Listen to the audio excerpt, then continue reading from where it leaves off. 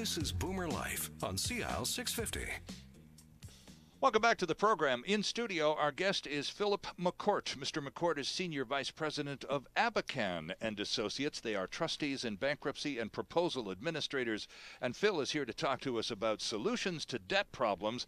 And most importantly, he's going to give you a lot of reason to believe there is hope. And I think, Philip, from all of your years of experience, you've been at this since 1983. You've talked to an awful lot of people over that period of time. A lot of people come into your office all messed up by debt and pretty afraid. People are afraid when they get into debt, not only because they're behind the eight ball and they don't know how they're ever going to get out of this hole they've dug for themselves, but then they've got all sorts of outside influences, everything from friends, so-called, to collections agencies and people telling them things that are designed to make them afraid. So they'll pay money or do whatever. A lot of people come to you so afraid they sit down and they go, well, how long till I lose my house, Mr. McCourt? Oh, and nice to meet you. Right? That's right, yeah. So what's the difference between you, an officer of the court, a trustee in bankruptcy, a proposal administrator, and a credit counselor, Bill? Well, technically speaking, really, the big difference is that a trustee in bankruptcy, if you want to go bankrupt or if you want to make a consumer proposal, you have to do it through a trustee in bankruptcy. It's the only way to do it. Because it's a process governed by the Bankruptcy Act. Yes, exactly. We're the only ones licensed to deal with the processes through the Bankruptcy and Insolvency Act, exactly. Right. Now, officer of the court is, are you called upon? Do you appear in court from time to time, Phil? Actually, quite often, yes. Okay. Yeah, but there are quite often on bankrupt's discharge issues is most of the time when we appear. So there are issues about people who've made an assignment in bankruptcy.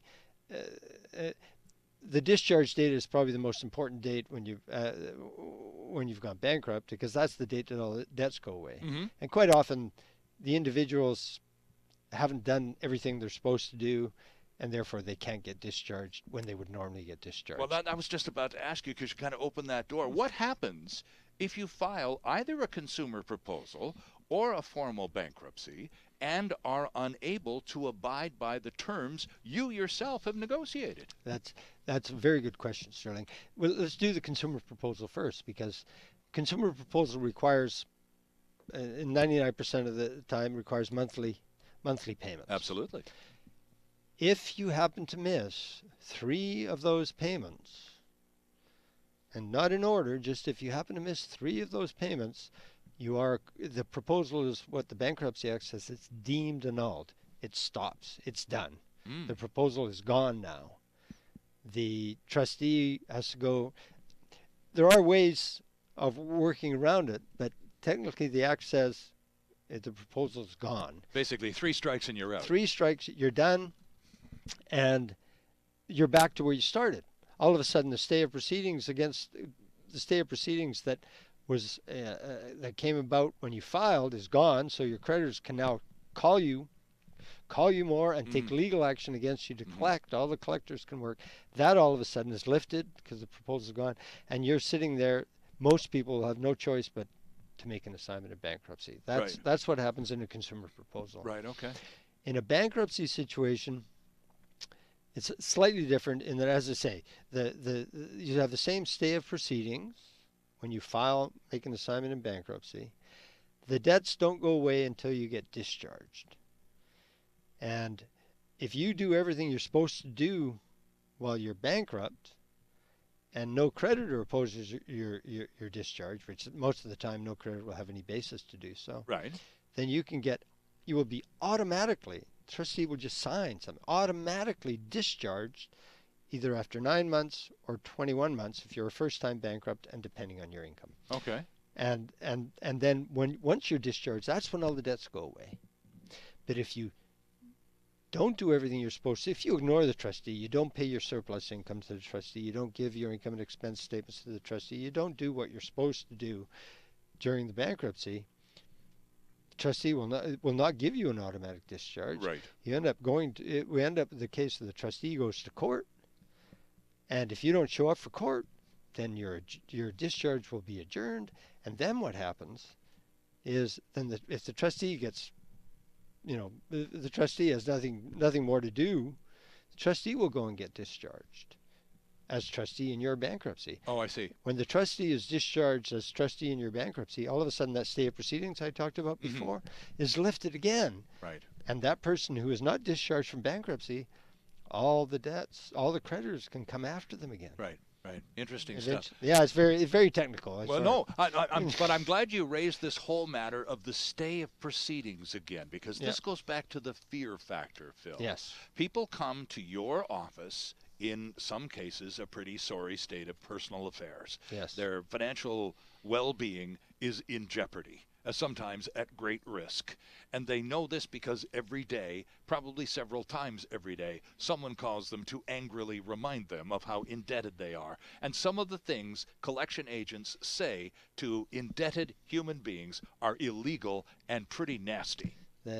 Yeah. So if they sit down with you and they say, okay, you work out a formula for, say, a consumer proposal or a bankruptcy if necessary.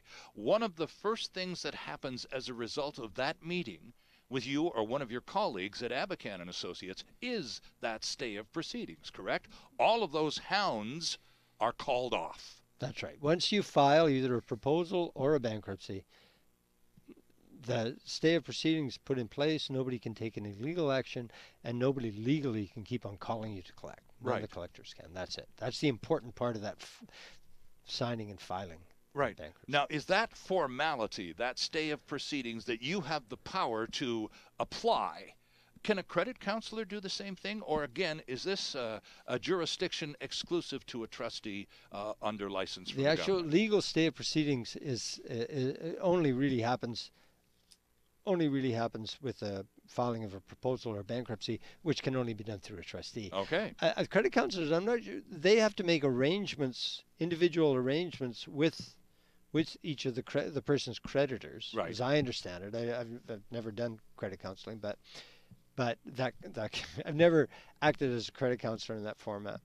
So I suppose technically speaking, there's a stay of proceedings because if they get all of the person's creditors to agree to whatever it always has to be 100% proposal. Then there's no more yelling. There's no more yelling, but right, it's not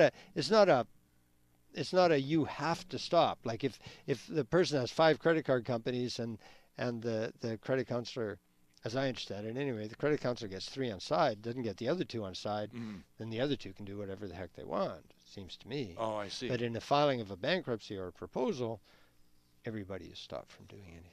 When you have these creditors, you have to get the creditors to agree, whether it's a consumer proposal, Phil, or a bankruptcy, all of the people to whom I owe money have to agree with the remedy that you and I have worked out. You have to sit, do you go to meetings and how does that approval process work? Do everybody gather and sit around a table, or is it done by email and conference call? How does it happen? It's that there's no approval or not approval of a bankruptcy, but approval of a proposal happens.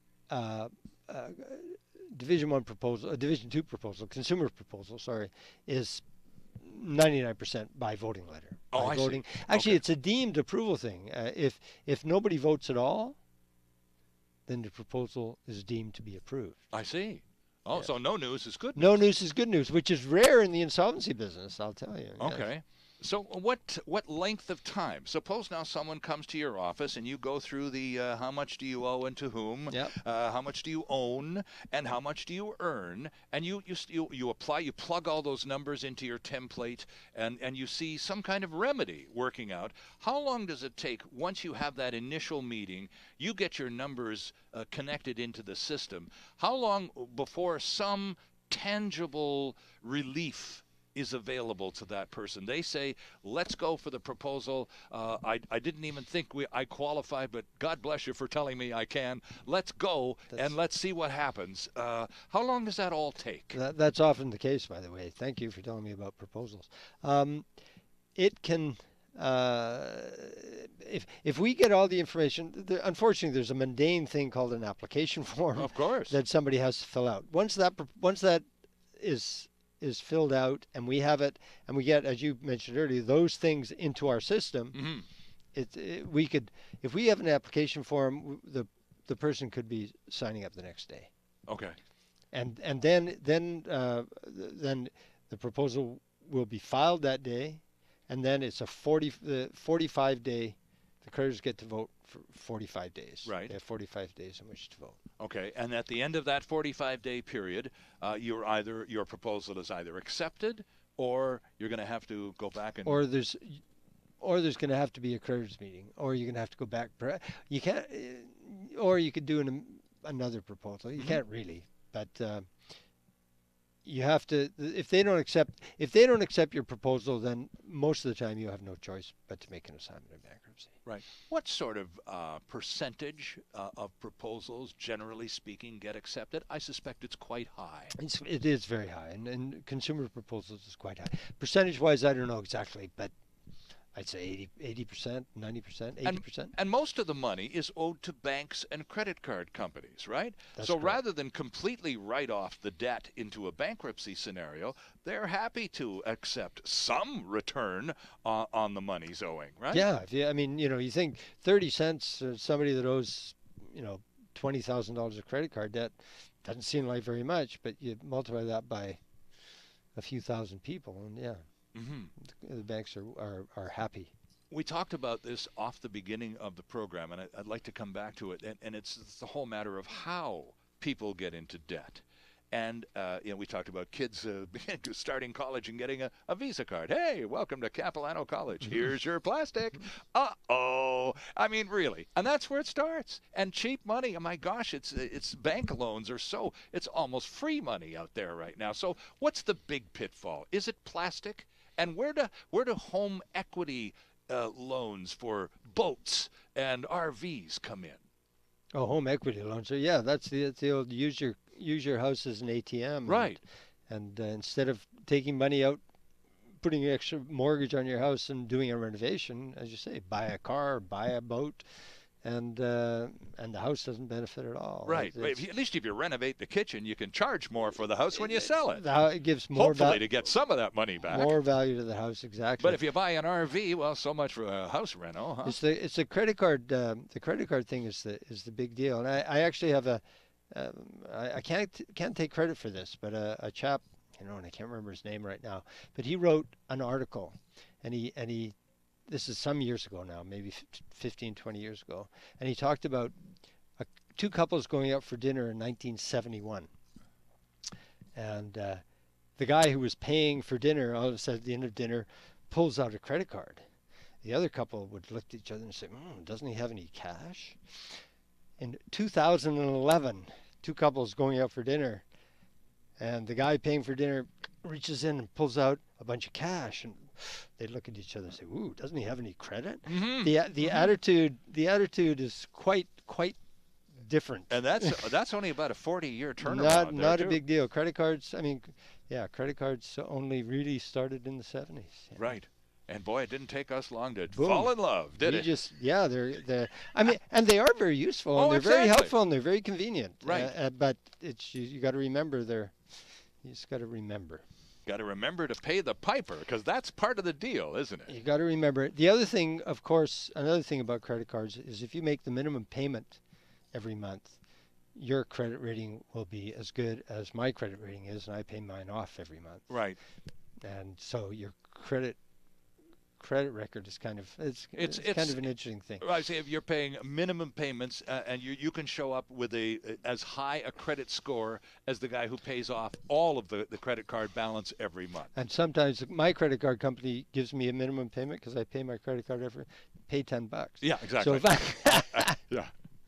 Good luck with that one. Yeah, exactly. Our guest in studio is Philip McCourt, Senior Vice President, Abakhan and Associates, trustees in bankruptcy and proposal administrators with offices, my gosh, in Victoria, Surrey, Vancouver, Vernon, and Prince George, and online at abakhan.com. And that is spelled ABAKHAN.com. And we're back with more on Boomer Life after this. It's all about the baby boomer lifestyle. Boomer Life on CL 650.